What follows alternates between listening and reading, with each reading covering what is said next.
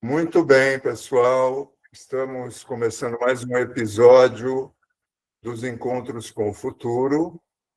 Hoje a gente não vai ter a presença do Arnaldo, que está no dia mais importante do que o Natal, né? Thanksgiving lá nos Estados Unidos, não vai poder participar. Mas, então, eu vou passar a apresentar os colegas que vão fazer a apresentação de hoje. E o nome da apresentação é o Hangar Lab, que é o hub das iniciativas acadêmicas do ITA. É uma proposta inovadora para o ensino de engenharia, com ênfase na prática e na conexão com a indústria. Vamos ter os palestrantes, o Edson Muylaer, que são os convidados de hoje, né? O Edson Muylaer, que é da turma que entrou no ITA em 86, foi presidente da Rádio Universitária Santos Dumont em 88, e depois realizou um estágio premiado na Alstom, na França. Se formou em engenharia, então, em 91, e a gente diz que ele é da turma 90 linha. É uma prática usada pelas turmas mais novas no ITA, que acabaram trancando o último ano para fazer o estágio no exterior ou participar de alguma atividade no exterior. Ele possui pós-graduação em gestão de negócios, com ênfase em finanças, pela Universidade de San Diego, Católica de San Diego, além da formação de gestão de conhecimento pela Universidade de Colômbia.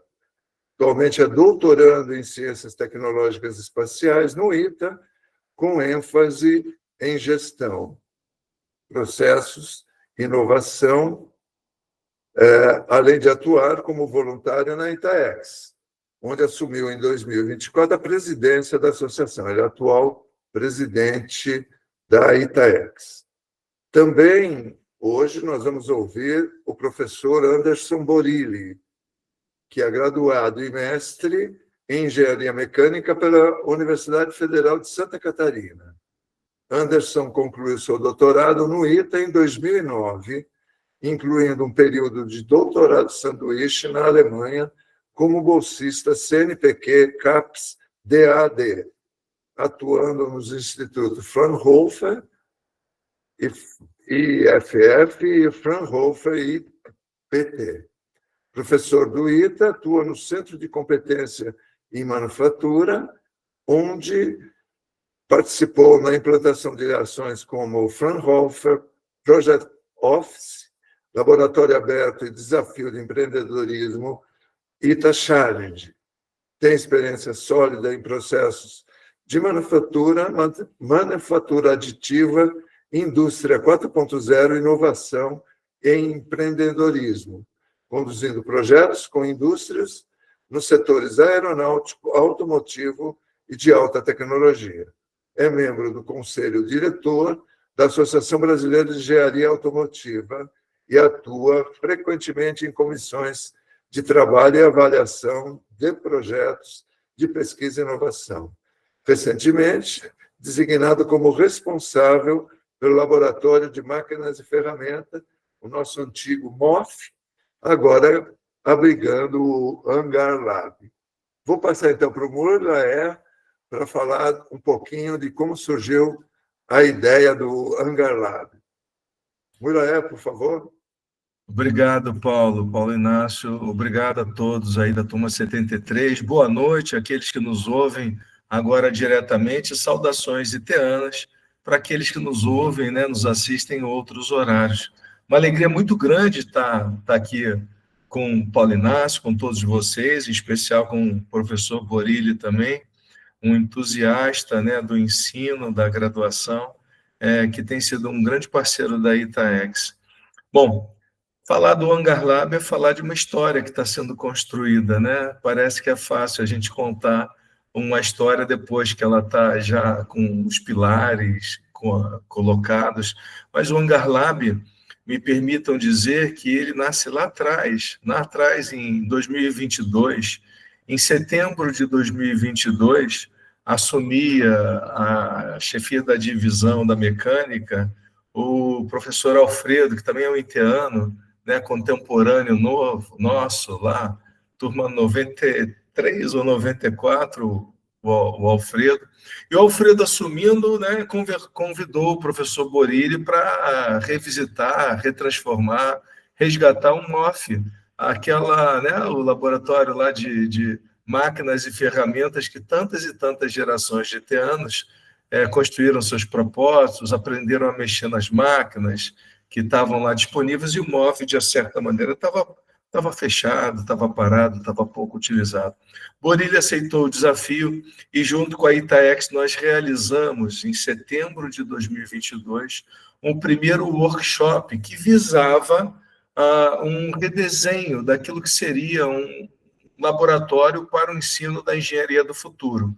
É lógico que o MOF, a gente começou a fazer os debates, as discussões aqui e ali, com uma metodologia, olhamos referências internacionais, mas também tivemos um aprendizado do congresso que a Itaex vem produzindo junto com o ITA, já 2 edições, o Engineering Education for the Future.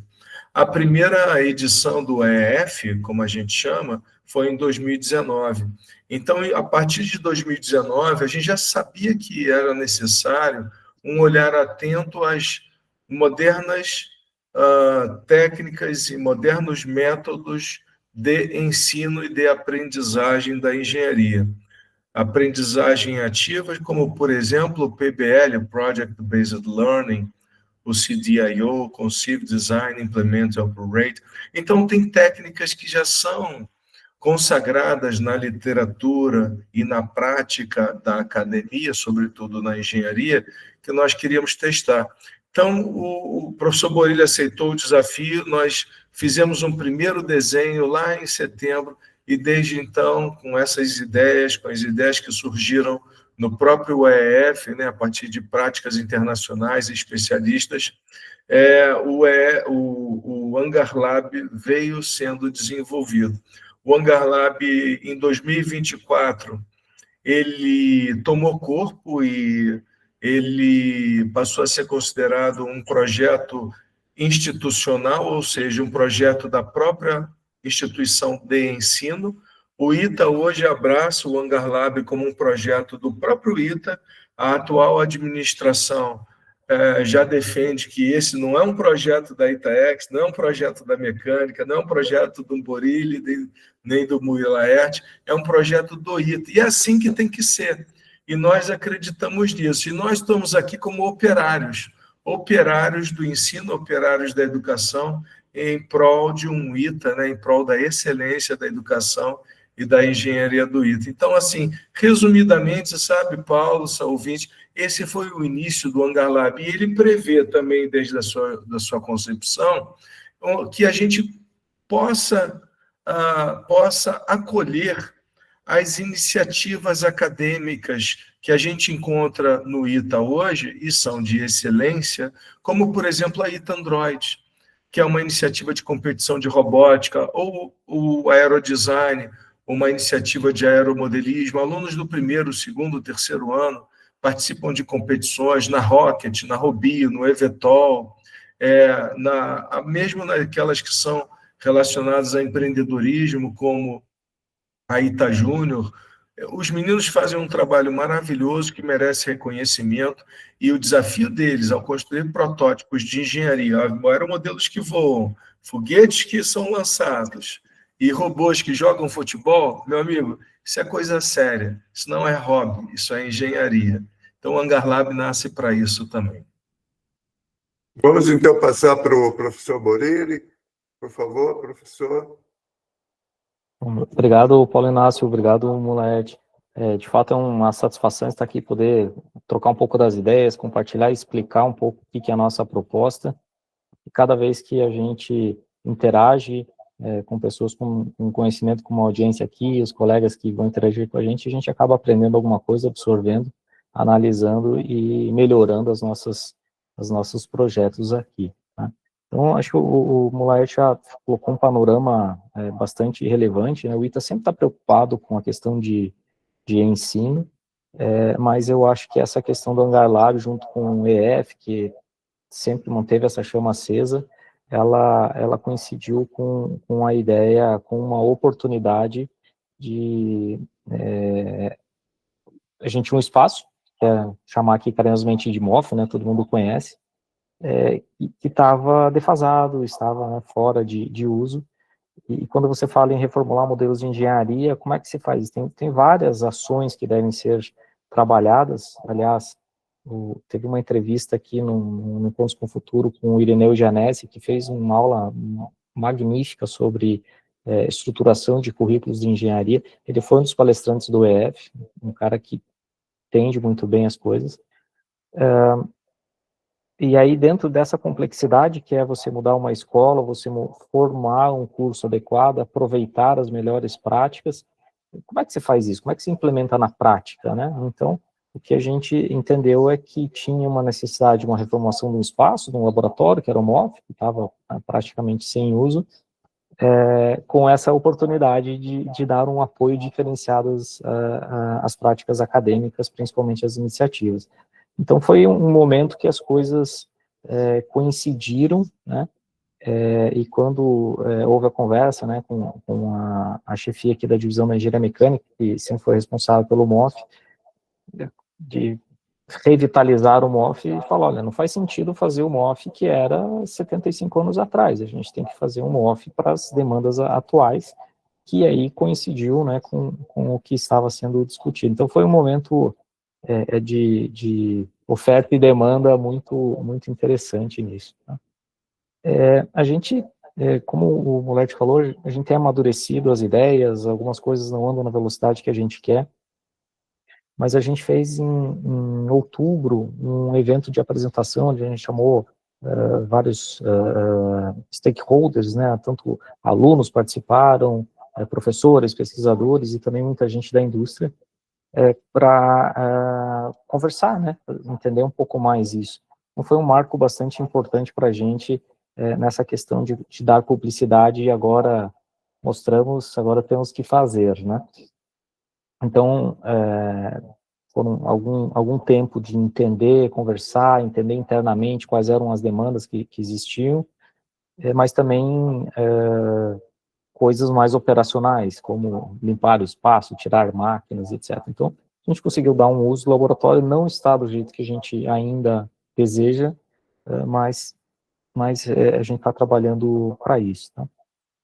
Paulo Inácio, me permite, eu vou compartilhar aqui uma tela, então. Já está, Já está, né? Verdade. já tá Desculpa. na Já tela. está. Desculpa, eu devia ter parado antes, né? Disparar o vídeo. Pronto. Então, eu acho que eu vou deixar o vídeo mais para o final, eu vou só dar uma visão um pouco mais geral, aqui, tentar não me alongar muito, mas isso, um pouco do que o moleque falou, é isso, né? O mundo está em mudança, né? O mundo está em mudança e óbvio, sempre teve, né? Mas as mudanças estão cada vez mais rápidas. E essa discussão, ela vem acontecendo em vários fóruns, né? Eu coloquei aqui o logo do EF, né? Porque ele consolida muito isso, mas tem as próprias demandas do Ministério da Educação, né? As diretrizes nacionais curriculares que lá em 2019 falaram, olha, os cursos têm que mudar agora, não para a formação por conteúdo, mas para a formação por competência, né? O que você espera, o que a escola espera que o formado, o egresso da escola tenha competência em realizar. Portanto, ele deve treinar isso dentro da escola. E aí, de novo, quem tiver interesse, isso, assista lá a apresentação do Irineu, porque ele explica muito didaticamente essa construção e como que a gente pode aproveitar ações dentro da escola, né? Eu brinco que a gente é um pouco cartesiano pela metade, né? Porque nos cursos tradicionais a gente separa as coisas, mas a gente não sintetiza, né? Então a gente tem lá engenharia mecânica, mecânica mole, mecânica dura, né? Mas a vida real, ela não é composta de problemas só da engenharia mecânica, ela é composta de parte eletrônica, né? Parte elétrica, civil, pessoas, né? Quando que a gente faz, de fato, essa síntese e pondera todas essas essas questões, né, que a gente acaba falando lá fora, o pessoal comenta, né, a curva de maturidade do engenheiro, que ele vai começar a ponderar, né, como é que ele vai atuar em cada uma das áreas de conhecimento e aplicar aquilo na prática. Então, todas essas discussões, elas vieram nesse sentido de a gente entender o posicionamento do ITA, entender como que a gente pode atuar aqui dentro, óbvio, tem várias outras ações acontecendo, reformulação dos cursos, etc. Mas, Professor, oi. se quiser subir a apresentação, agora que eu entendi que o vídeo vai ser no final, então se quiser subir a apresentação para facilitar. Ok? Desculpa. Oi.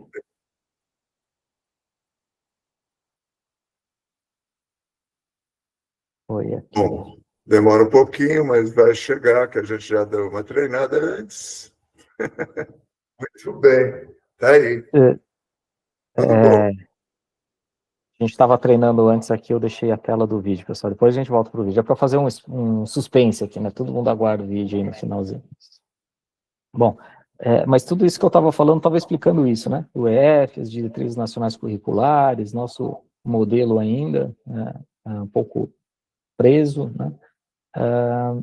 E disso, né, como é que o Hangar Lab pode atuar? Né? Nessa visão ampla de engenharia, trabalhando em projetos, né? Onde são fomentadas também as habilidades socioemocionais, integração de conteúdos, empreendedorismo e inovação. Então, a gente vai desenvolver um pouquinho mais isso, né? Mas o que a gente entende também dessa construção é que quando você vai fazer um laboratório, não é só o espaço, né? É muito interessante você ter um espaço, eventualmente você batalha aí por fontes, consegue um financiamento público, você monta um espaço, compra os equipamentos novos, mas e aí? O que você vai fazer lá dentro? E outra, como que você vai manter isso, né? A operação, o dia a dia, ela consome recursos. Então, a gente entende que só o espaço não é suficiente, a gente precisa também dos mecanismos que promovam, então, essas iniciativas estudantis, as metodologias ativas de aprendizagem e o empreendedorismo e a inovação, né? Então, esse foi o mote que a gente sempre usou, né? E aí entra no contexto de qual que é o espaço, né? Eu acho que entre os egressos do ITA aqui, todos têm uma certa lembrança do MOF, uns mais carinhosos, outras lembranças não tão bonitas assim, mas ele era um laboratório, um dos primeiros prédios do ITA, esse prédio aqui do cantinho, né? Onde uma área central extremamente nobre, um histórico muito grande, onde, para quem não conhece a escola, eram praticadas atividades de fabricação. Então, tinha lá desde limar peças, calandrar chapas, dobrar, fazer fundição, tornear, furar, né? Acontece que até 2 anos atrás, a infraestrutura de lá era a mesma da inauguração do ITA. Né? Então, máquinas já com manutenção comprometida, estrutura elétrica comprometida. 1950, né, Borilli? Pós-guerra, 1950. na área da Pois pós-guerra. para quem gosta de história, estudar a criação do DCTA e do ITA é fantástico, entende o contexto que isso foi criado. O fato é que essas máquinas, muitas não estavam operacionais, as que estavam operacionais com problemas de segurança, já não tinham uso acadêmico, já há uns 20 anos não faz parte da grade curricular o aluno ir lá para a máquina e ficar torneando peça, que outros conteúdos são necessários. Então, se tinha um prédio histórico, extremamente relevante, com um monte de equipamento, e o uso era baixíssimo. De vez em quando, um técnico ia lá e precisava fazer uma peça, usava um equipamento desse, né? Eu acho que na época, até quem fez ITA e se formou até no início dos anos 2000, ali 2001, 2002, ainda teve alguma disciplina aqui. Quem se formou antes deve lembrar, talvez, desse espaço lá com quase 20 técnicos, Então, você tinha uma proporção entre alunos e técnicos interessante, que você tinha, né, uma estrutura que funcionava. Hoje não se tem esses técnicos também, uma estrutura totalmente precária. Então, isso ficou um grande desperdício de espaço, e a gente quer resgatar isso tanto do ponto de vista histórico, mas trazer para as demandas de ensino atuais, né? Bom, tem questões de segurança, a parte elétrica também, que é daquela época, então, uma série de fatores aí que a gente precisa olhar com carinho, né? Então, voltando, né, das discussões lá do que a gente viu lá do EF, com essas demandas e levantamentos que a gente fez aqui com várias conversas internas, né, a gente entendeu que as iniciativas, elas conseguem atender vários aspectos que a gente precisa, né, visão para engenharia, desenvolvimento de habilidades socioemocionais, integração de conteúdos. Então, fazia muito sentido que o laboratório desse um suporte mais forte para as iniciativas, para que os alunos recebam também os retornos de feedback das ações que eles estão fazendo, né? As iniciativas, elas são bastante independentes, elas acontecem lá na H8, né? Mas eu sou um cara lá da usinagem, fabricação, né, eu brinco que não dá para levar um torno CNC lá no H8, né? Embora várias iniciativas precisam fazer lá peças que são fabricadas por um torno CNC, uma fresadora CNC. Então, esse tipo de apoio a gente entende que um laboratório como esse pode dar. Então, trazer mais próximo as iniciativas do apoio institucional. Então, o primeiro grande espaço lá dentro é a oficina, né? Uma oficina onde alunos possam eventualmente desenvolver as suas habilidades de fabricação para os que estejam interessados, e para os que apenas precisam de fabricação de peças, eles têm um caminho, um acesso rápido e facilitado para esse tipo de apoio, tá? Além dos espaços, dos tornos CNC, das máquinas maiores, hoje é muito comum os laboratórios abertos, né? Você tem uma impressora 3D, maquininha de fazer circuito, a parte eletrônica, que isso é também muito usado, e a demanda é bastante grande, né? Alguns alunos têm impressora 3D lá na H8, tem em casa, né? Eles já usam isso, mas a gente entende que isso também tem que ser oferecido dentro do laboratório, né? Bom, do outro lado, a gente também entende que tem que ser um espaço para as atividades acadêmicas, né? Como a gente entende que para fomentar as questões novas aqui, a gente não tem, até vou voltar aqui no slide, se me permite. Quando você olha como é que universidades lá fora trabalham isso, né, eventualmente alguns de nós, eu tive aula exatamente assim, um professor falando, todo mundo sentado. Quando você vai desenvolver outras habilidades, o aluno ele passa a ser o responsável pela sua própria formação. Ele é o ator principal.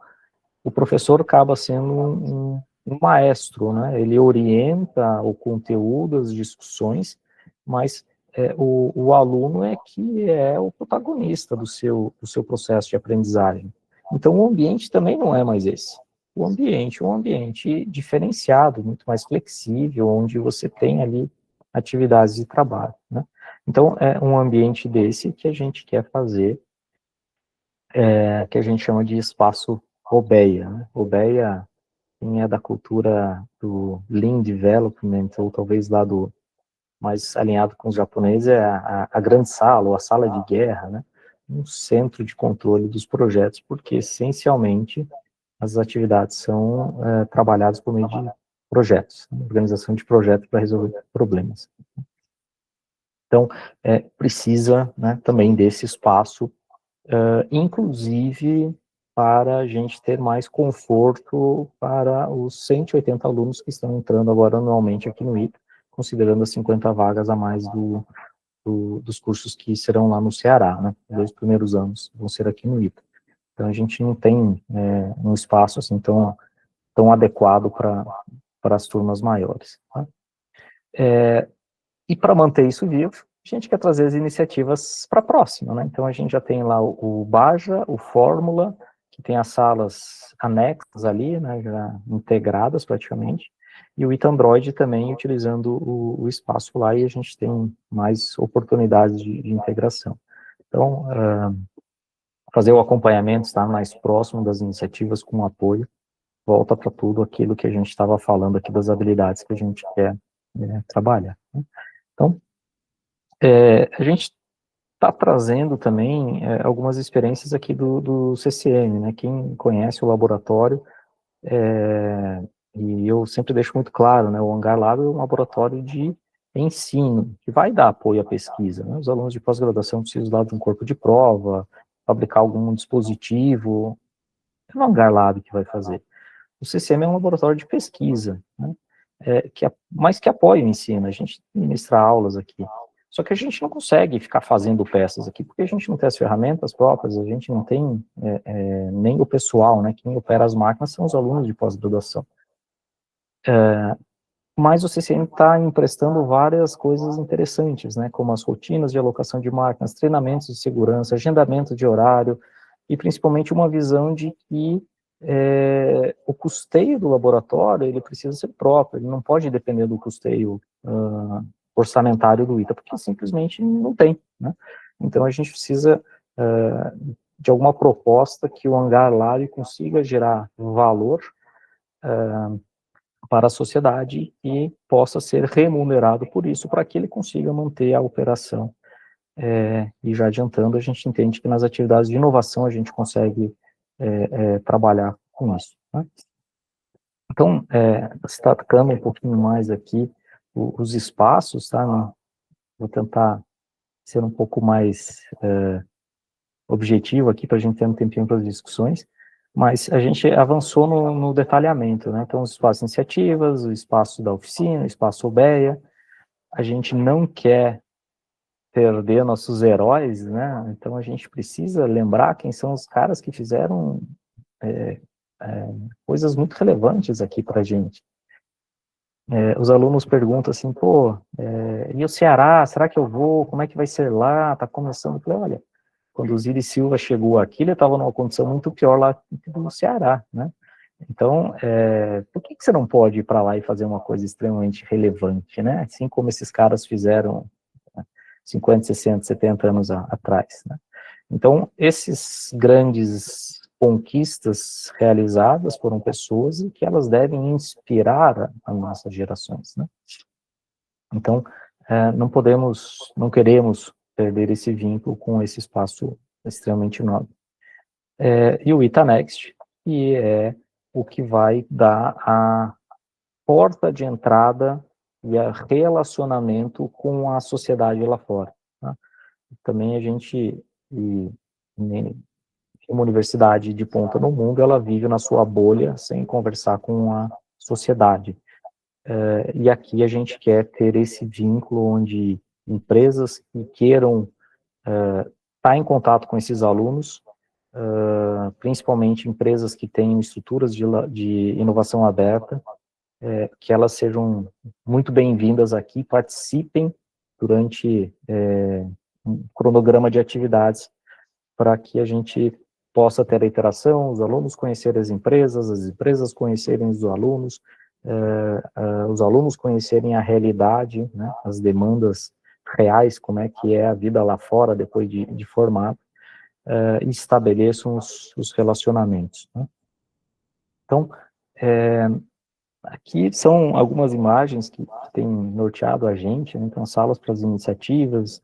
A iniciativa, ela precisa de espaço para montar seus protótipos, seus testes, fazer suas reuniões, marcar guardar seus registros. Então, isso é bastante, acho que, comum, não tem grande novidade no espaço, mas a gente quer trazer eles para próximo, né? O espaço da oficina, eu tomei um certo cuidado e eu queria chamar a atenção, se vocês olharem os espaços que a gente colocou aqui, olha a limpeza, olha o chão branco. Eu não quero aquele chão preto, sujo, que transmite aquela ideia de oficina de 75 anos atrás. As oficinas são assim, elas têm que ser assim, né? Ninguém quer trabalhar num ambiente sujo, escuro, que, né, transmita sensações ruins. Oficinas boas são assim, podem ser assim. Então, é isso que a gente quer, organização, né? Que os alunos entendam que a parte de fabricação, ela é relevante. Aliás, eventualmente é uma vocação do país, né? A parte de fabricação. Dá para fazer muita coisa legal lá, né? Eu brinco que a IA sozinha, ela não vai arrumar nossa cama, ela não vai fazer o carro nem o avião. A gente vai precisar de locais de produção apoiados pela IA. Não estaremos livres dessas máquinas. Então, quem tiver interesse vai estar vendo um ambiente de fato industrial. E várias empresas bem consolidadas hoje, você anda, é assim mesmo o ambiente, é limpinho, né? A nossa vizinha aqui em Embraer tem vários pavilhões que são assim. Então, por que o ITA tem que ser diferente, né? E eu coloco aqui os elementos principais que além dos equipamentos, a gente precisa de rotinas e procedimentos de segurança, procedimentos de organização, procedimentos de agendamento de máquinas, né? E o laboratório da ETRIC do ITA já tem e está também emprestando isso para esse espaço. Então, como operar, a gente sabe, a gente precisa agora montar essa estrutura. Né? No final, eu falo mais duas novidades aí disso. Né? Então, aqui algumas imagens ilustrativas, isso vai aparecer um pouquinho melhor no vídeo, daqui a pouquinho, então eu vou pular. Outro espaço, que é o espaço UBEA, né? Para quem conhece, já ouviu o termo, é uma grande sala, uma sala de guerra, onde você tem todas as informações principais do seu projeto. Né?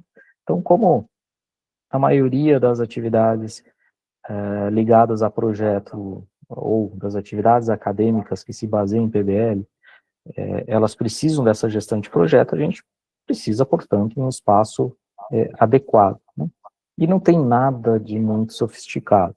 Você pode fazer isso tudo com post-it, papel, biombos móveis, né? Obviamente dá para fazer isso um pouco mais digital, com projetores, mas aqui não tem nada muito sofisticado, é muito mais a lógica de você ter um cronograma à vista, você ter questões de gestão à vista, você ter o carômetro à vista, né, quem é responsável por o que em cada atividade, você ter todo o centro de informações ali do seu projeto numa visualização bastante rápida, fácil e intuitiva. Esse aqui também vai estar lá no vídeo, mostrando um pouco mais os detalhes que a gente quer, então, vocês notarem cadeiras, mesas e biombos, a gente pode readaptar, grupos maiores, grupos menores, dividir o espaço, né? Então, está previsto isso para a gente. Né? Eu dou uma disciplina que chama Introdução à Engenharia, né, no primeiro ano lá do pessoal, e eu falo para os alunos, olha, vocês chegaram até aqui fazendo provas vestibulares, e espero que individualmente, né, onde quem está elaborando as questões, ele faz um esforço danado para que a questão tenha apenas uma alternativa correta, né? Só que a vida do engenheiro não é assim, né? A vida do engenheiro tem normalmente várias alternativas, uma solução de um problema de um projeto, algumas melhores, outras piores, e você vai ter que fazer o seu melhor esforço para achar a melhor alternativa que se encaixa naquele determinado processo. Então, nessa disciplina de introdução à engenharia, a gente começa a trazer essas discussões para os alunos, né, e eles atuam em projetos. E eu estou falando isso aqui para dar um exemplo de algumas atividades que a gente faz para começar a que o aluno entenda isso, né? Uma coisa é você falar, outra coisa é ele viver, ele experimentar aquilo e consolidar o entendimento, né? Então, a gente usa um modelo de referência clássico da literatura brasileira, lá do Rosenfeld, e durante o semestre ele vai fazendo algumas entregas que são relativas ao projeto. Eu não sei o que é o projeto dos alunos, mas eu sei que vai ter que ter personas, eu sei que vai ter que ter os objetivos bem claros, eu sei que ele vai ter que fazer um cronograma, né? Então, os alunos vão trabalhando nisso. E aí, para para trazer um pouco dessa dinâmica, eu faço um exercício que é uma brincadeira, que é construir sua ponte. Uma ponte de pregos, né? Qual que é a lógica? Eu brinco usando, ó, a equipe que ganhar aí vai ganhar um churrasco aí no final do semestre, né? O objetivo é você atravessar o maior número de pregos possível. Então, você vai ganhar esses carinhas aqui, régua, lápis, papel, borracha, e você vai ter 30 minutos para construir uma ponte. Construir e operar a ponte. Como é que é calculado a melhor equipe? Aqui conseguir atravessar mais pregos. Como é que é feita essa conta, né? Você tem 30 minutos, imagina que você gasta 10 minutos para fazer sua ponte, e você vai colocando pregos lá, ela aguenta 25 pregos. Né? Então, se você tinha 30 minutos, você gastou 10 para fazer, ela operou durante 20 minutos. 20 minutos vezes 25 pregos, você ganha lá 500 pontos. Né? Então, é isso, os alunos começam entre as equipes a discutir, peraí, eu vou gastar mais tempo fazendo uma ponte, ou vou fazer uma ponte mais rápido, mesmo que eu perca em número de pregos.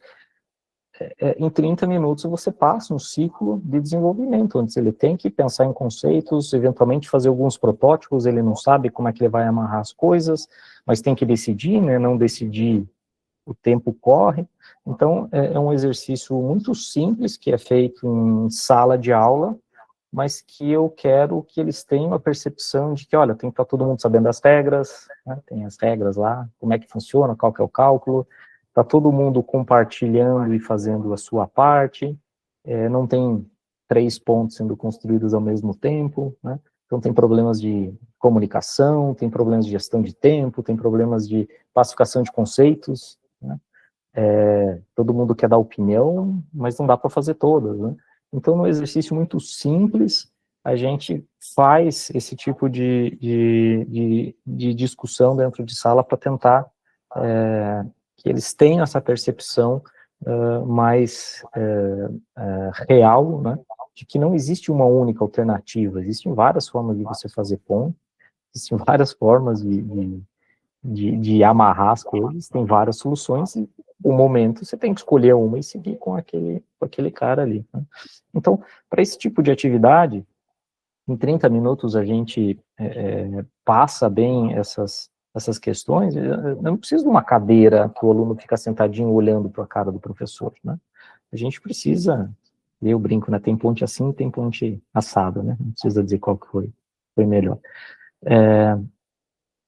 Mas eu preciso de um ambiente adequado, um ambiente onde eles consigam se reunir atrás da mesa, que eles consigam escrever ali do lado conceitos, discutir, embora, né, alunos de primeiro ano não tenham todos os conhecimentos de estruturas para pensar numa estrutura extremamente robusta, mas eles têm que fazer. Né? Então, esse é o tipo de atividade que a gente precisa de um espaço diferenciado como a Sala UBEA, que não, que hoje a gente ainda não tem um espaço tão adequado para as turmas grandes, né, que estão entrando.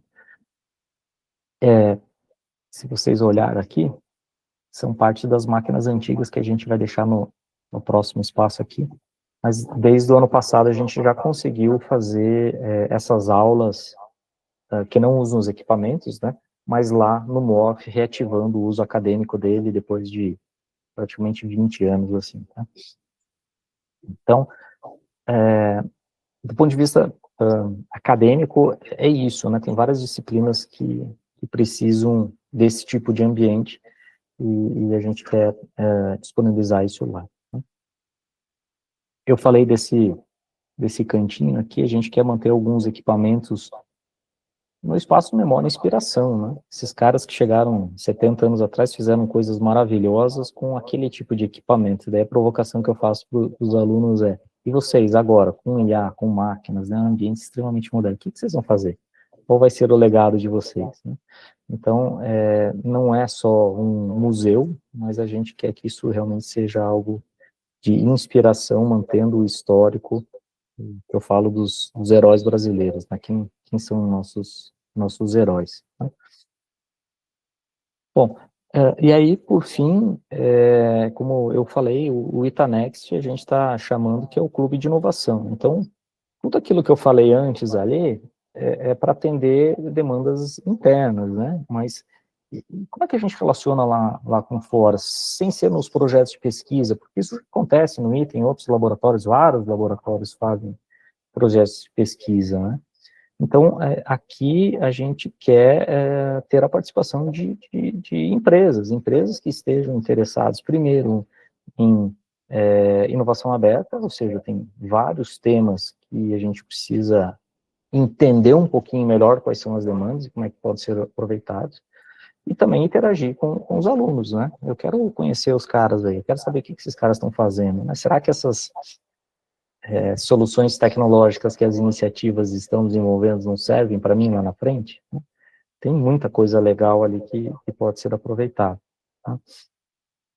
E aqui, de fato, a gente quer gerar valor também para as empresas. Né? Qual que é a lógica disso? É colocar todo mundo no meio conjunto, a partir de uma série de atividades organizadas, um cronograma anual, onde a gente possa discutir temas relevantes e, ao final de cada ano, dar encaminhamentos a projetos.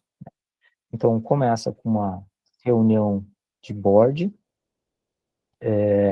essa reunião, né, todo mundo coloca demandas, a gente decide quais são os temas relevantes e depois a gente vai trabalhando isso, né? Eu gosto do exemplo dos cursos, de novo, do Ceará. Sei lá, curso de energia, hidrogênio verde, quais são as oportunidades, quais são os desafios, né? Então a gente precisa monitorar isso, o que está acontecendo, quais são as legislações que estão sendo propostas agora, como é que isso impacta, né? Como é que isso pode ser colocado em desafios tecnológicos. Então a gente pode fazer desafios de empreendedorismo para essas coisas, a gente pode proporcionar para a comunidade acesso também ao laboratório, né? Empresas querem testar protótipos, elas podem fazer isso, ou fazer hackathons, né, dentro da escola, e no final do ano a gente faz um fechamento. Então, aqui a gente não está desenvolvendo projetos, a gente está naquela parte inicial do funil de inovação, onde você está ainda entendendo qual o contexto, entendendo quais são as demandas, as oportunidades, e aí cada empresa, sejam as startups, ou sejam empresas já consolidadas, podem internalizar isso e dar continuidade nas atividades da forma como isso acontece, tá? É um nascedor de projetos aqui. Borilli, me permite, assim, um comentário, um complementar? Por favor. Então, vocês vejam que o desenho, né, do Hangar Lab, ele contempla tanto esse espaço das máquinas, né, onde a gente quer ter equipamentos, máquinas, ferramentas disponíveis de primeiro mundo para os alunos, aquele espaço oficina, né, com aquela visão de indústria 4.0, 5.0, Borilli mostrou o chão de fábrica tinindo, brilhando, tudo organizado, então uma oficina de primeiro mundo, é o que tem de melhor, né, com equipamentos. O espaço iniciativas, onde os alunos, os seus protótipos vão poder ser construídos, onde eles vão poder se organizar ali para se preparar para as competições. E esse espaço OBEA são as salas de reuniões, né, o War Rooms, né, onde eles vão cuidar dos projetos, ter gestão à vista e tal. Agora, por detrás de toda essa concepção desse ambiente de trabalho, de operação, de competição, de protótipo, tem esse Itanex. O Itanex, no fundo, ele é o que ele está chamando de clube de inovação, mas é um calendário de eventos e uma oportunidade para que empresas, para que a indústria se aproxime desse ambiente, apoiando alunos, participando de hackathons, patrocinando as iniciativas e gerando o quê? O OPEX, né? Gerando o capital necessário para que essa estrutura possa ter a sua viabilidade econômica e operacional ao longo do ano. Então, a gente vai ter parceiros que vão viabilizar e participar. São os sócios, são as empresas, a indústria, que querem se aproximar dos alunos e dessas iniciativas que o Borilli está colocando aqui, como hackathons, vamos promover o hackathon, ou em o tema de desenvolvimento energético, transição energética, e outros mais, né, que vão, por sua vez, é capaz de viabilizar operacionalmente, financeiramente, todo esse modelo. Faz sentido isso, Buri?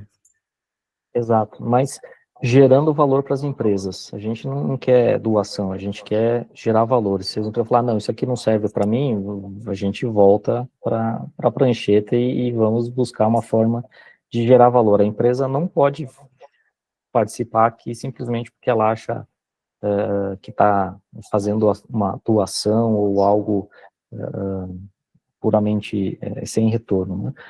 A gente entende que o aprendizado do aluno maturidade passa também por entender o que é valor para o outro, né?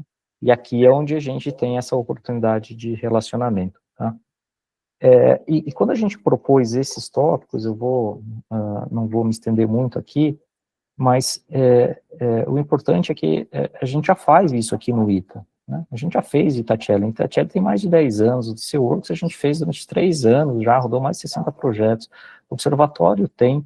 Então isso aqui a gente não está inventando, são coisas que aconteciam, mas em contextos diferentes, só que agora a gente quer colocar dentro de um cronograma anual, onde rapidamente as empresas possam aderir, passar ali 2, 3 anos, opa, agora eu preciso fazer a lição de casa, sai, eventualmente volta depois ou não, mas um relacionamento dinâmico, tá? Então, board meeting é onde a gente pega exemplo aqui do Fraunhofer, né? A gente aprende um pouco com os caras lá também, de estruturação de processos e dá uma tropicalizada aqui para a nossa cultura. Mas precisa ter diretrizes, né? A gente precisa saber quais são os temas importantes que a gente vai trabalhar, tá? Ita Challenge, a gente já fez mais de 10 anos isso, tem mais de 2.000 alunos que participaram disso, é um programa bem estruturado que a gente tem. Os workshops, hackathons, isso aqui foram temas que a gente fez aqui várias vezes também, né?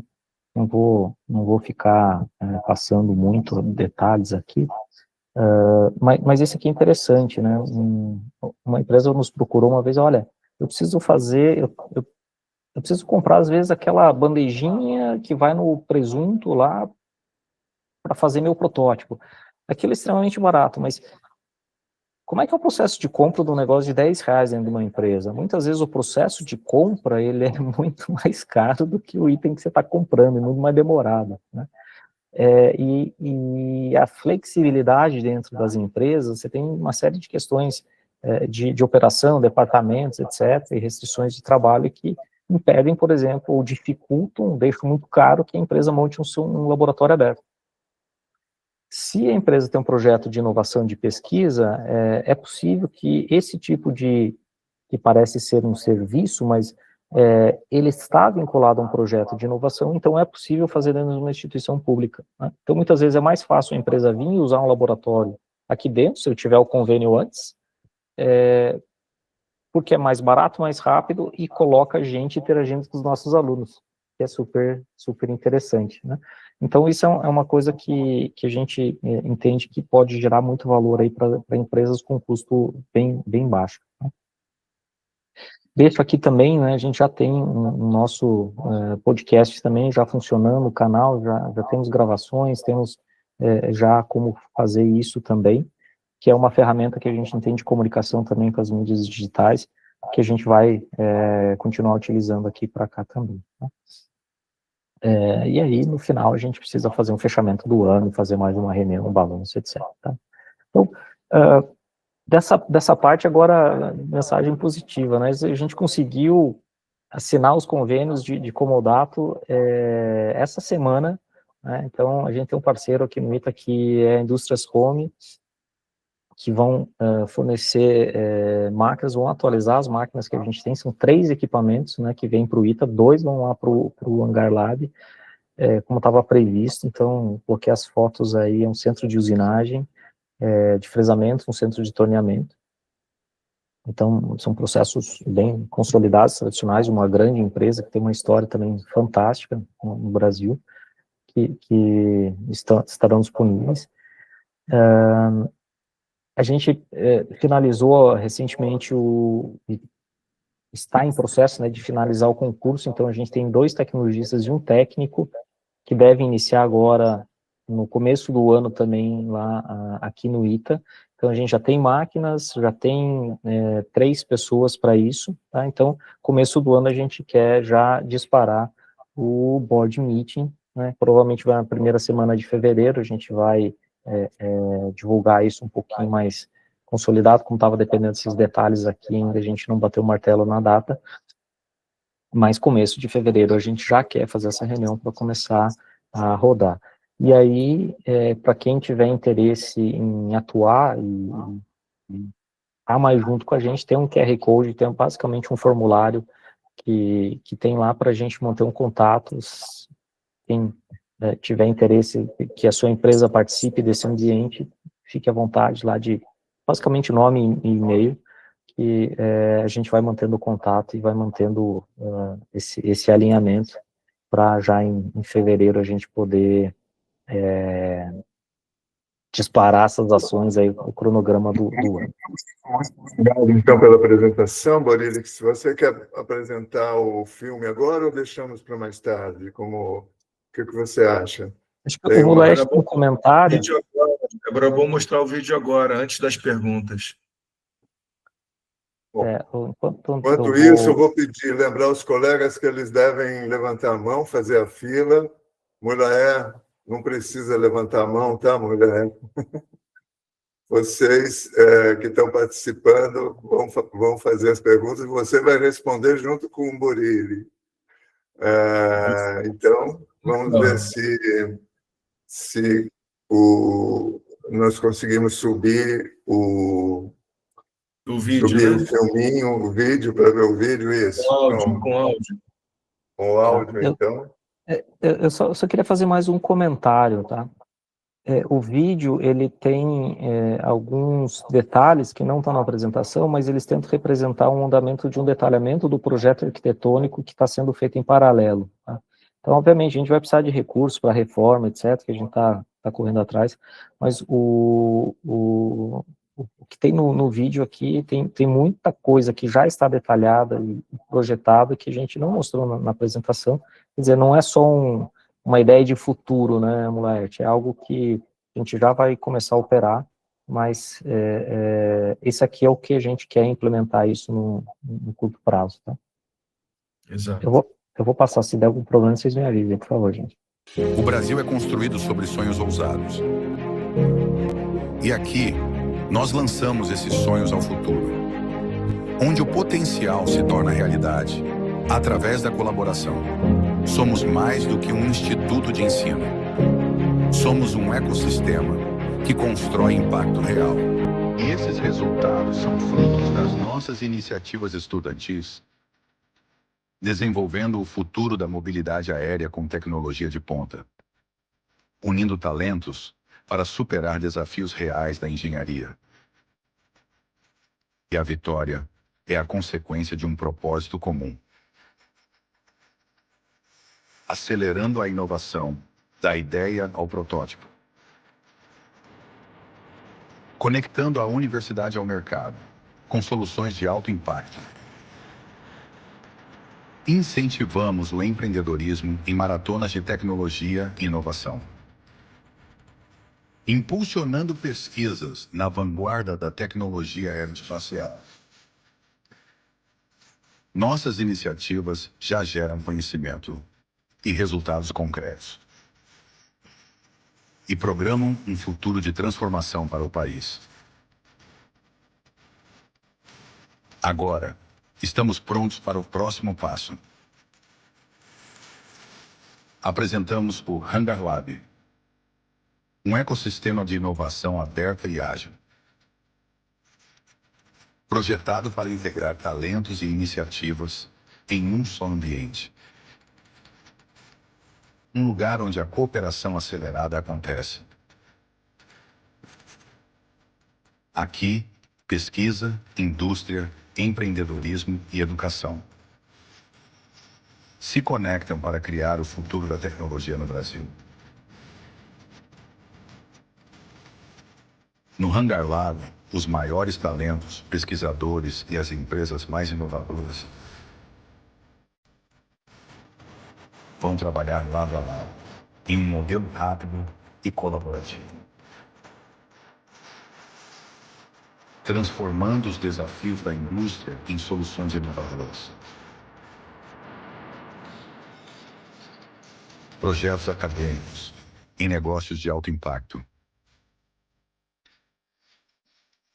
E o potencial brasileiro em conquistas globais. Estamos construindo um legado para as próximas gerações. Um espaço onde a excelência encontra a ousadia. É a ciência, gerando valor para a sociedade. É o Brasil, caminhando para o seu futuro.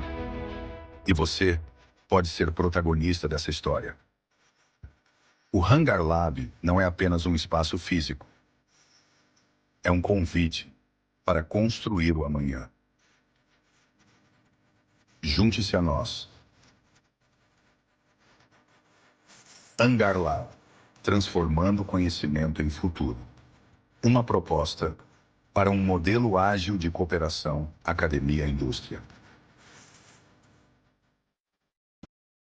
Muito bem, pessoal, muito bacana. Parabéns à apresentação do Anderson, ao Mulaer, pela introdução ao Hangar Lab, a história de construção do Hangar Lab. Eu vou começar a fazer as perguntas. Eu participei da inauguração nesse ano, no final, no setembro, não me lembro bem. Hoje de outubro, você estava lá. Em outubro. E essa maravilha que a gente viu está no projeto, né? Quando você vai na realidade, ele ainda está como um projeto, ele ainda carrega o velho MOF, né? As estruturas ainda são as do velho MOF. MOF é a oficina mecânica. A gente tinha a oficina mecânica no segundo fundamental. Era uma atividade que a gente exercia e, como bem disse o professor Borilli, havia técnicos que nos auxiliavam a operar as máquinas, etc. Evidentemente, hoje, com o controle numérico, as máquinas de controle numérico, as impressoras 3G, as impressoras 3D, você tem uma mudança radical dos equipamentos que a engenharia precisa, né? E, portanto, realmente a proposta é fantástica para a mudança do próprio ensino de engenharia e a articulação com atividades que já existem no H8, que são as atividades que os alunos executam, né? Agora, a pergunta é assim, do ponto de vista das disciplinas, como é que o Hangar Lab vai estar se realizando? Como ele está auxiliando, fazendo a prática associada às disciplinas que são dadas em que ponto? No fundamental, nos cursos profissionais? Como essa ligação ocorre? Acho que a pergunta é para o professor Borilli. O ITA tem feito ações, né, de adequação curricular, até pelas demandas do MEC, de várias disciplinas, várias formas, já isso é feito constantemente. De cara, uma disciplina que vai usar ali é a disciplina de introdução à engenharia, que hoje é dada no primeiro ano, né, que era a prática do MOF, antigamente, MTP-02, que virou MTP-03, agora ela dá. Então, todos os alunos do primeiro ano vão passar por esse espaço, porque são do fundamental, tá? Tem várias outras disciplinas que se organizaram para fazer atividades nesse aspecto, e, obviamente, o espaço vai estar disponível para todo mundo. Tem disciplinas do MEC, tem disciplinas da pós-graduação que usam, tem disciplinas práticas, por exemplo, soldagem, o pessoal estava dando uma disciplina lá que não tinha, era uma optativa, o pessoal usava o espaço, né? Soldagem é o tipo da disciplina que não dá para aprender simplesmente lendo material e vendo vídeos, né? vai lá e pratica também. Então, ele fica aberto e disponível para as disciplinas dentro das suas respectivas estruturas e modelos que os cursos definiram como serem implementados. Ok. Então, vamos passar para as primeiras perguntas do José Otávio de Almeida. Vou pedir para que abra o microfone para poder fazer perguntas. Boa noite a todos. Obrigado pela apresentação, foi muito interessante.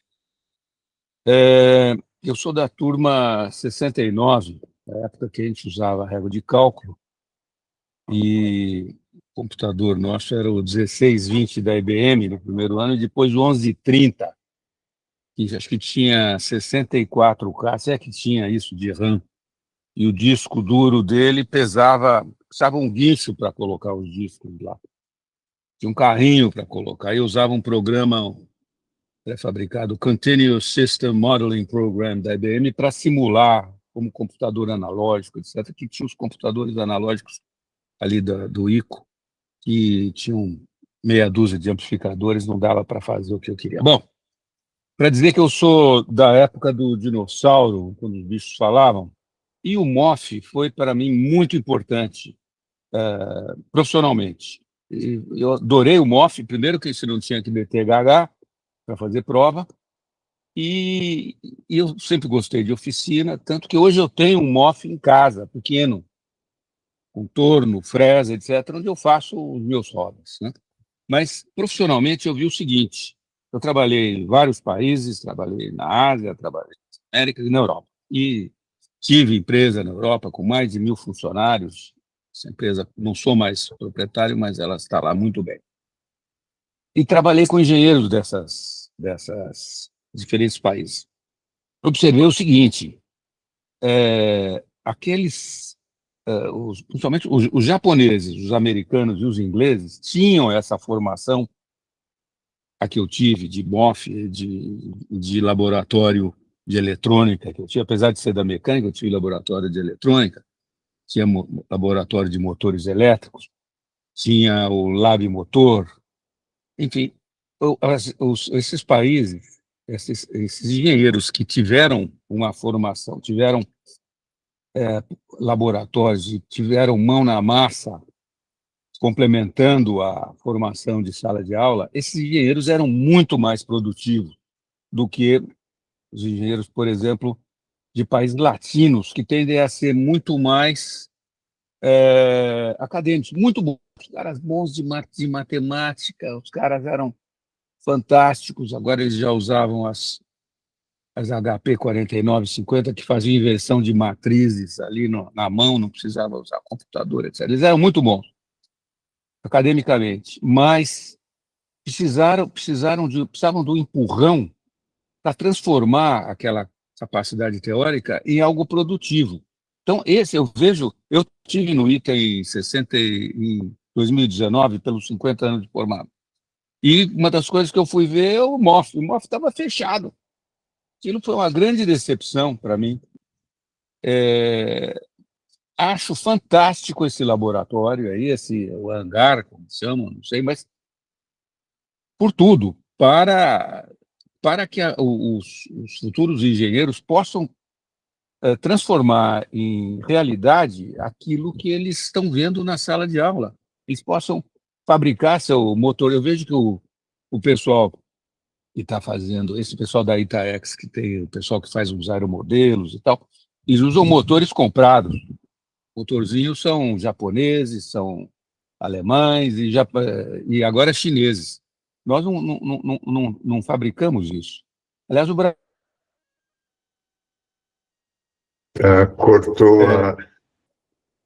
Cortou? Eu estou com a internet ruim. Olha, eu só queria dizer assim, parabéns. A minha pergunta é, quando vai começar a funcionar, né? Se os meus netos forem fazer o ITA, eu quero saber se eles vão chegar aí e ter esse hangar pronto. Obrigado. Quem responde? Borilli? Vai começar em fevereiro, na verdade já está operando, mas eu só... José Otávio, você tem razão. quando o engenheiro ele tem uma visão e uma formação mais da prática, a curva de maturidade aumenta muito, ele sai muito lá na frente, ele deixa de cometer ingenuidades, porque ele já viu isso, né? O que acontece é que na grade curricular essas atividades não existem, então a forma que a gente tem é pelas iniciativas. Os caras do Baja, do Fórmula, eles que viram noite montando o carro e aprendendo que às vezes nem milímetro no parafuso lá não passa na competição. Então, a forma como a gente consegue colocar isso dentro das atividades acadêmicas hoje é pelas iniciativas. E vai começar de fato em fevereiro. Na verdade, algumas atividades acadêmicas já estão acontecendo, mas em fevereiro a gente já vai ter equipamentos lá operando, não com a capacidade plena, do jeito que a gente quer, mas já vai estar aumentando gradativamente aí o apoio que a gente consegue dar. Mulaer, por favor. Eu quero falar também, porque esse tema aí que o Zé Otávio levantou, ele é muito importante. E esse sentimento que ele traz daquela nossa relação com o MOF, de você chegar no ITA e ver um MOF fechado, né? O Volkmer está aqui, João Gomes está aqui, né? Aqueles que nos antecederam sempre estiveram na ITAEX, eles viram o MOF fechado. Quando a gente chegou lá, a ITAEX teve essa preocupação, o mesmo sentimento que o Zé Otávio está mostrando para a gente também sentiu. Então, começou, antes de eu entrar no ITA, já começou um movimento da ITAEX, batendo lá na porta do ITA e falando, gente, o que está acontecendo aqui? Mesma coisa que a turma 61 que o João Gomes fez lá atrás, 2011, 2012, 2013, a gente fez ali com o MOF. Aí, Borilli, só resgatando um pouquinho da história, você conseguiu colocar a turma de introdução à engenharia no ano passado já. No ano passado você já botou lá a primeira turma, graças a quê? Graças a um primeiro... fazer um comentário? Nós recuperamos ali o MOF, a luminária, foi ano passado já. As primeiras turmas, sabe, Zé? As primeiras turmas já começaram a entrar no MOF no ano passado. Ainda está longe daquilo que a gente quer estar, mas as máquinas estão chegando, nós queremos, já temos a oficina do Baja ali anexa, a oficina do Fórmula, então é um trabalho de formiguinha. Por isso que eu falei, nós somos operários do resgate do MOF, da reconstrução do MOF. E a ITAEX está apoiando isso. A gente não tem hoje a verba necessária, nem a capacidade total, mas com a vontade que o Borilli está e liderando com a intenção da própria administração do ITA, na figura do Lorenzi, na figura dos pró-reitores e vice-reitora, acho que a gente tem tudo para nos próximos, daqui a 1, 2 anos, a gente chegar onde a gente quer. Borilli, fantástico. Fantástico. Eu agora tenho a esperança que, se os meus netos forem estudar lá, quando eu completar 100 anos de formado, eu vou visitar lá e vou vibrar igual quando eu vibrava quando tinha o MOF. Boa noite para vocês. Obrigado. Obrigado. Muito bem. Eu vou passar para a próxima pergunta, que é do Tiago. O Tiago é mais novo aqui da turma. Vamos lá, Tiago. Opa, boa noite, senhores. Vocês me escutam? Sim.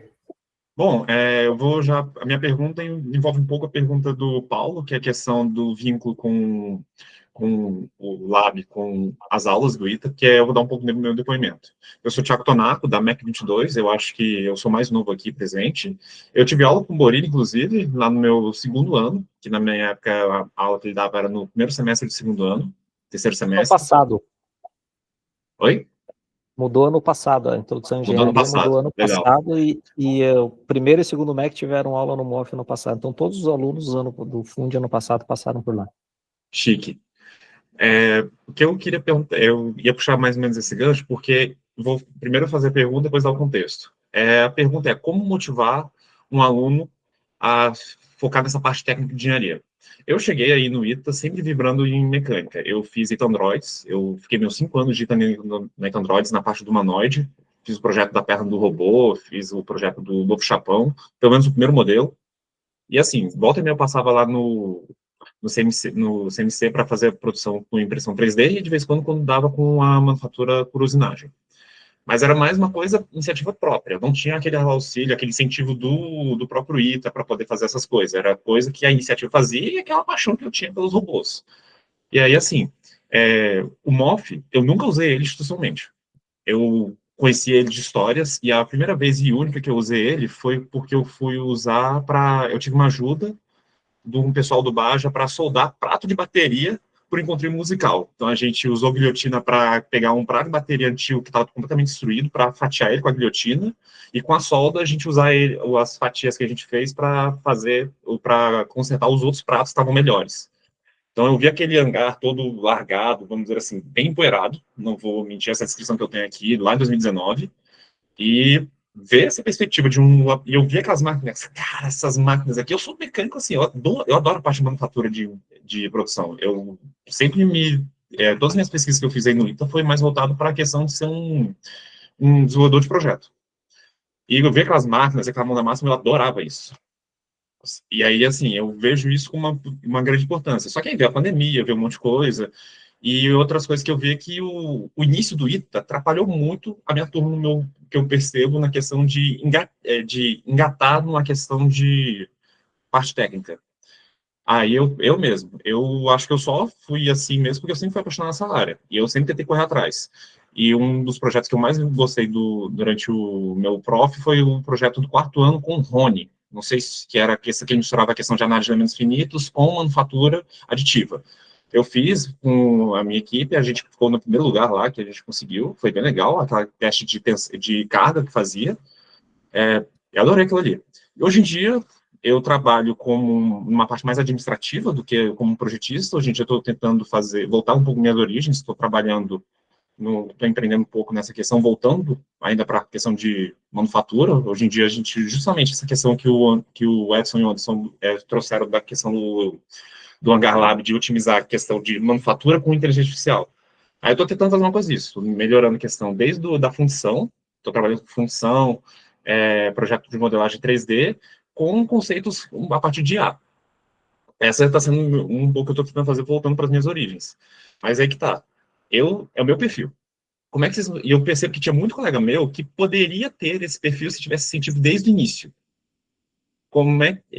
Essa pergunta é, como é que as aulas do ITA podem ajudar? Ou melhor ainda, quão cedo vocês conseguem atuar para um aluno já se apaixonar com o laboratório logo de cara? Só deixar por conta das iniciativas, só deixar por conta da demanda de alguns professores, que eu sei que às vezes alguns professores têm bastante boa intenção, mas às vezes questões administrativas, questões de tempo, ou simplesmente execução não são das melhores e acaba afastando o aluno. Eu vi isso muito na minha turma. Boa parte da minha turma foi para mercado financeiro, foi para banco, foi para data. Assim, nada, não, sem julgar esse pessoal, é o que eles querem, o que eles objetificaram, mas eu percebo que tinha alguns que simplesmente eu via potencial em seguir uma área mais técnica mesmo. Então vamos passar para a resposta, acho que foi bastante clara, Thiago.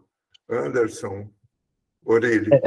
Essa pergunta de $1 bilhão, né? Como é que você motiva, né? Tem várias formas e cada pessoa é motivada por um driver diferente. O que a gente entende que às vezes a gente não consegue fazer adequadamente? A grande maioria dos alunos do ITA é motivado por um bom projeto. Você dá um bom desafio, a grande maioria é motivada. Só que, por exemplo, introdução à engenharia, 180 alunos, um professor. O professor não consegue dar um acompanhamento adequado para as 20 e tantas, 30 equipes que fazem isso. Isso eu sinto que é uma dificuldade de que, se tivesse mais disponibilidade para fazer isso, manteria essa motivação, tá? Então, tendo bons projetos, tendo desafios relevantes, eu entendo que grande parte dos alunos ficaria engajado. Só que você tem que ter continuidade nessas ações, tá? Então, a briga sempre né? A ida da disciplina de introdução à engenharia para o primeiro é um momento que a gente quer quebrar isso. Olha, tem várias coisas legais para você fazer aqui, né? A gente sabe que tem forças fortes aí, você não esquece ITA, vamos para outro lugar aí que é mais importante. Mas se a gente conseguir, no começo do ano, mostrar que existem esses caminhos, eventualmente a gente consegue resgatar uma grande parte dos alunos. E esse exemplo que você deu do Rony é isso, né? 2 professores, 3, na verdade, o Cal também, materiais, estruturas de fabricação trabalhando junto. Cara, é coisa mais natural. Se você projeta uma estrutura, alguém vai ter que fabricar. Como é que você vai fazer esse negócio, né? Então, é o tipo de ação que depende nesse caso, foi a iniciativa dos professores, coordenar atividades de 3 disciplinas separadas, mas que gera um resultado que, de fato, a gente acredita que é muito relevante. E eu acho que foi, porque o Thiago comentou que lembrou disso. Então, é um feedback bem importante para a gente nesse aspecto. Obrigado, Thiago. Muito bem. Vamos passar, então, para a próxima, que é o Flamínio, que vai fazer. Por favor, Flamínio. Edson e Anderson, parabéns pelo projeto integrativo e antecipativo. Pergunto se os projetos tipo aerodesign, minibage, etc., fazem parte da grade curricular do ITA oficialmente, como disciplina optativa ou algo equivalente. E quando um aluno participa de um desses projetos, isso consta no histórico escolar dele. Grato, muito boa a apresentação. Anderson Corilli. Então, é outra briga, né? Formalmente não existe uma disciplina base, disciplina iniciativas. Já houve alguns professores que criaram disciplinas optativas cujas atividades lá eram reconhecidas dentro disso. O que é possível fazer dentro da última mudança curricular que o MEC exigiu é que os alunos demonstrem 160 horas em atividades complementares curriculares. Qualquer atividade que ele faz extra-currículo, ele pode contabilizar para isso. Ele precisa fazer 160 horas. Acontece que isso concorre com várias coisas, né? Então, o cara que está numa dessa iniciativa, ele faz muito mais do que 60 horas. Então, existe sim um reconhecimento, mas não é tão grande, tão proporcional quanto ao esforço, quanto ao trabalho que eles desprendem nas iniciativas. Muito bem. Vou fazer mais... Paulo, me permita comentar.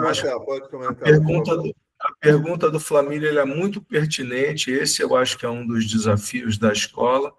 A Itaex vem apoiando ao longo dos anos as iniciativas por entender que essas iniciativas técnicas estudantis, elas também são plataformas pedagógicas, no sentido que elas oferecem aos alunos o aprendizado da engenharia através das competições, das prototipagens, mas a escola efetivamente não tem um programa de reconhecimento, viu, Flamínio? Não tem. Então, esse é um fato da vida. E o caminho, isso já está sendo trilhado, já melhorou muito para o que era antigamente, naturalmente vai depender não apenas da administração da escola, mas de como você consegue transformar a carga horária alocada a uma iniciativa, ou seja, o tempo que os alunos trabalham nas iniciativas, em alguma atividade que está dentro de um currículo, de uma disciplina, né? Então, por enquanto, a gente não tem essa solução. O que acontece é isso que o Borilli falou, que parte das horas dedicadas às iniciativas são computadas como créditos em atividades extensionistas ou extracurriculares. Mas isso não é ainda suficiente, isso não é o reconhecimento de uma atividade de aprendizado. A gente tem um longo caminho a percorrer, mas é um caminho legítimo, é uma bandeira legítima que a escola também está trabalhando nisso junto conosco. O aluno ganha o soft skills, isso já é um prêmio, né?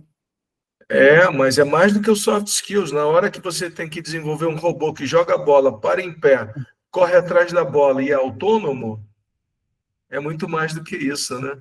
Então, é genial, né? O que eles fazem é genial. Mas muito bem. Eu vou colocar uma outra questão adicional, que é a própria ampliação das finalidades do ITA, né? Quando ele propõe a engenharia de sistemas, a engenharia de energia e a biotecnologia, ele abre uma visão que não é só produtiva, mecânica, né, e aeronáutica. É bastante mais abrangente, vamos dizer.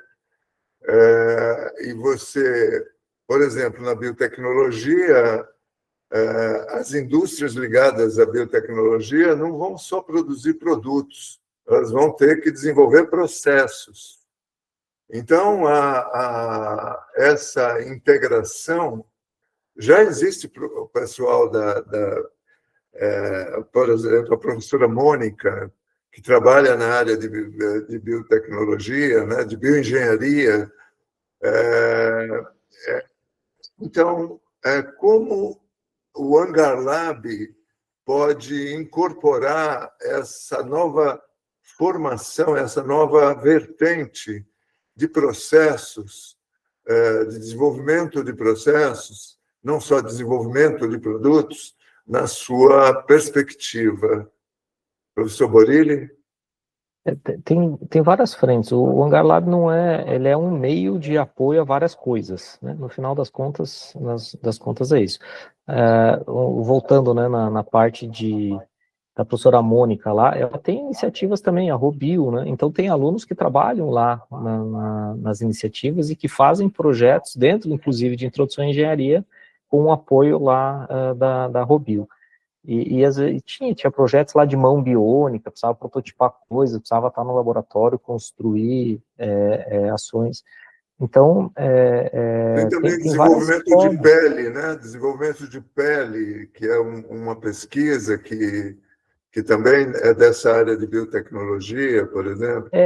Eu vou dar um exemplo. Quando eu estava no meu doutorado, ele foi em fabricação, né? Processo de fabricação, manufatura aditiva. Eu estava no meu doutorado lá em 2008 na Alemanha, e um laboratório, um instituto lá tinha 600 pesquisadores em fabricação, resolveu abrir um laboratório de bioengenharia. Sabe por quê?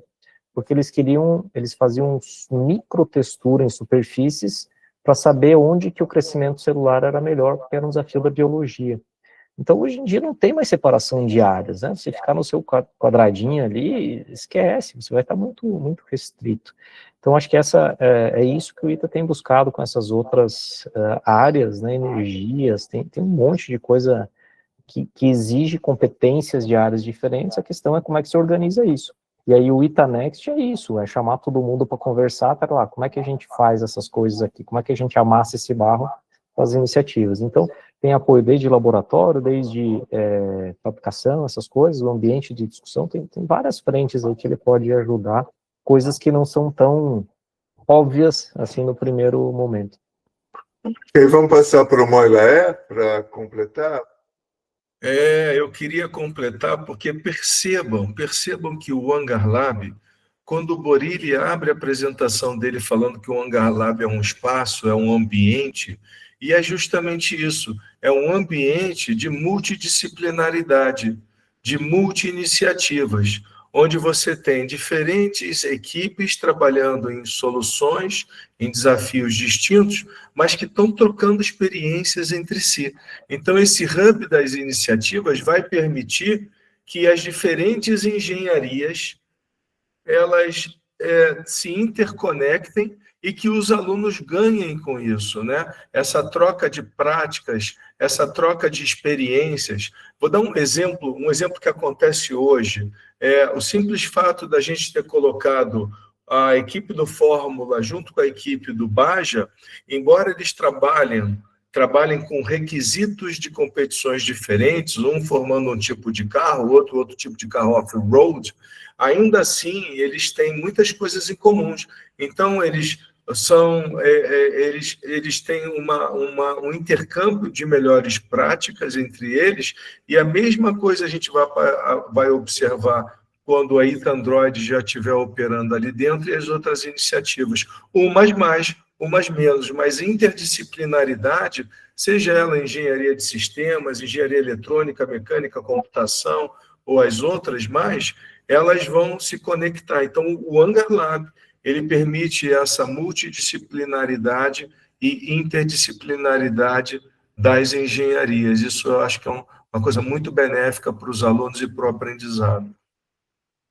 Muito bem. Estou aguardando aí mais uma pergunta, que quem quiser fazer. vou dar meus parabéns aí a vocês. A perspectiva de mudança, ela faz parte da modernidade hoje do ensino de engenharia. O desafio parece extremamente grande.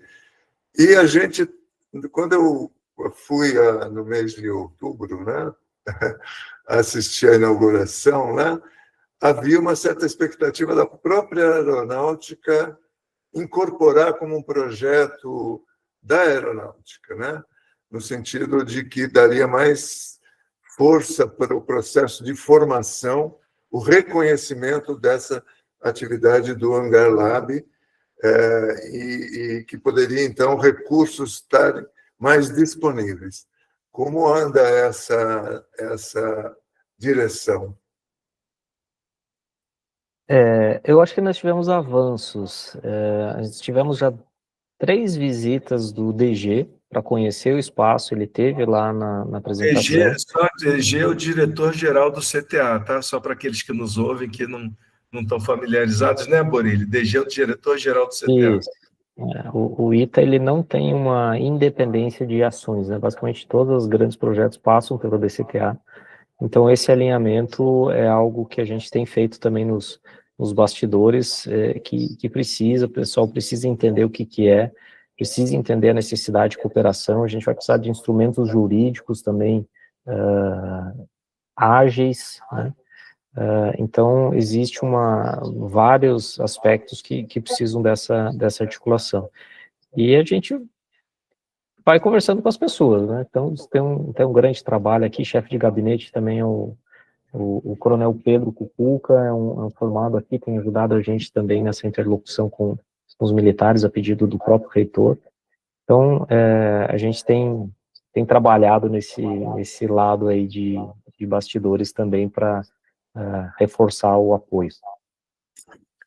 Bem, o futuro é promissor, Paulo Inácio, o futuro é promissor. Estamos chegando, é ótimo. Então, eu estou confiante que a Itaex, com todo o seu esforço, está no caminho certo, modernizando o ITA, trazendo o ensino de engenharia moderno para o ITA mesmo, né? Parabéns a vocês, estamos, então, agradecendo e vamos, então, parando a gravação. Muito obrigado e sextou, pessoal. Sextou. Até a próxima. Sextou. Muito